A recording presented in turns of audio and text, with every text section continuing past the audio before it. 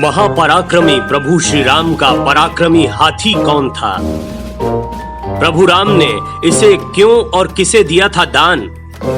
माता सीता और प्रभु राम की वाल्मीकि रामायण में लिखी गई दान कथा।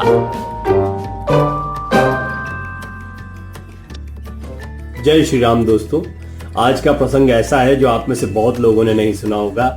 भगवान श्री रामचंद्र के हाथी का नाम क्या था, किसे और क्यों उन्होंने इसे दान किया था, किस वक्त की ये बात है। और सिर्फ भगवान श्री रामचंद्र ने अपने हाथी को दान नहीं किया, बल्कि माता सीता ने अपने सारे जेवरात और प्रभु श्री राम ने अपनी सारी गायें और कितना धन और वैभव उनके पास था, इसकी भी जानकारी आपको इसमें मिलेगी।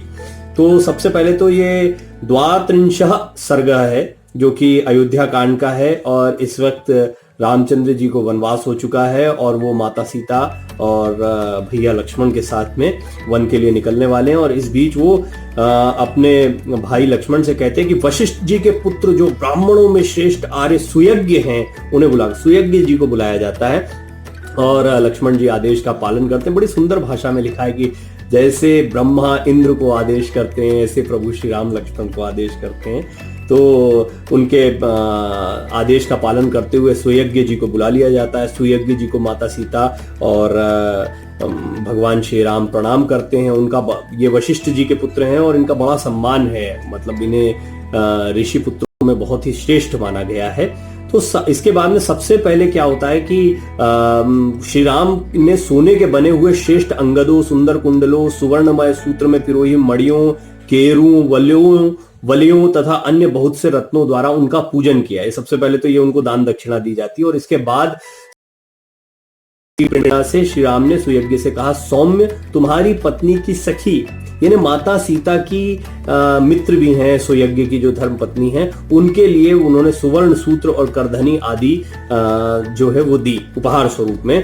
इन वस्तुओं को अपनी पत्नी के लिए ले जाओ, ये श्री रामचंद्र ने सुयज्ञ जी से कहा। वन को प्रस्थान करने वाली तुम्हारी स्त्री की सखी सीता तुम्हें तुम्हारी पत्नी के लिए विचित्र अंगद और सुंदर केयूर भी देना चाहती है। तो ये आपको देखना होगा कि इसका तो अब हम हिंदी में अनुवाद करके देखते हैं, लेकिन अंगदानी च चित्राणी केयूराणी शुभानी च प्रयच्छति सखी तुभ्यम भार्याये गच्छति वनम।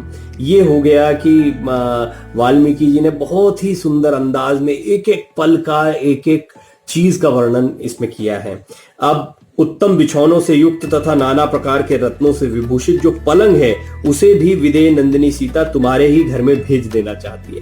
ये माता सीता की, क्योंकि सुयज्ञ जो थे उनकी पत्नी माता सीता की मित्र भी थी, तो वो उनसे प्रसन्न थे और वो चाहते भी थे कि जब जाए तो अपना सारा सामान जो है इनको दान करके जाए। माता सीता ने भी अपनी चीजों को दान किया। हालांकि श्री रामचंद्र जी ने सिर्फ सुयज्ञ जी को दान नहीं किया, उन्होंने अयोध्या में जितने भी ब्राह्मण थे उनके लिए बहुत बड़ा एक तरीके से दान का आयोजन किया था। उनके पास जो कुछ भी था वो वन में जाते हुए उसको दान करते हुए जाते हैं। और इसको बहुत विस्तार से अयोध्या कांड में महर्षि वाल्मीकि जी ने लिखा है बहुत सुंदर तरीके से। अब जो प्रश्न है जो आप जिसका इंतजार कर रहे हैं, वो आपको बताते हैं कि वो क्या नाम था श्री रामचंद्र जी के हाथी का, वो उनके पास कहाँ से आया था। और अब ये तो आप समझ गए होंगे कि यहाँ पर सारा कुछ दान जो है वो किस समय पर और किसको दिया जा रहा है।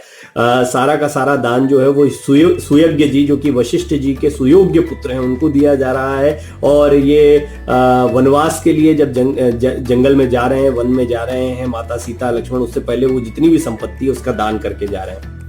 अब श्लोक में नागा शत्रुंजयो नाम मातुलोयम ददो मम तम ते निष्सहस्त्रेण ददामि द्विज पुंगव विप्रवर।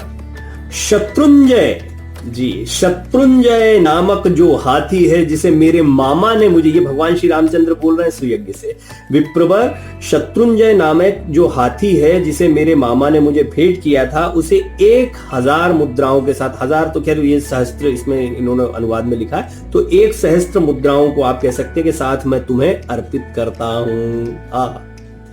विप्रवर शत्रुंजय नामक जो हाथी है जिसे मेरे मामा ने मुझे भेंट किया था, उसे 1 सहस्त्र मुद्राओं के साथ मैं तुम्हें भेंट करता हूं। भगवान श्री रामचंद्र इस तरीके से अपने हाथी शत्रुंजय को सुयज्ञ जी को भेंट कर देते हैं। तो ये कथा है। इसके बाद में फिर बाकी लोगों के लिए भी सुमित्रानंदन या लक्ष्मण जी से कह रहे हैं, सुमित्रानंदन शब्द का इस्तेमाल। अगस्त्य और विश्वामित्र दोनों उत्तम ब्राह्मणों को बुलाकर रत्नों द्वारा उनकी पूजा करो। महाबाहो रघुनंदन जैसे मेघ जल की वर्षा द्वारा खेती को तृप्त करता है, इसी प्रकार तुम उन्हें सहस्त्र गौओं, स्वर्ण मुद्राओं, रजत द्रव्यों और बहुमूल्य मणियों द्वारा संतुष्ट करो। तो ब्राह्मणों को संतुष्ट करने के लिए या ब्राह्मणों को दान देने के लिए इसमें किस तरीके से भगवान श्री रामचंद्र ने वहां पर उपस्थित सभी जितने भी महत्वपूर्ण ऋषि मुनि और जितने भी बड़े साधु संत थे सबको बुलाया, उनको दान दिया गया। और इसके बाद में गरीब ब्राह्मणों को दान देने के लिए भी वो निकलते हैं, उसका भी एक बहुत ही विस्तारित वर्णन है, वो भी मैं आपको किसी कथा में जरूर सुनाऊंगा। इसके बाद में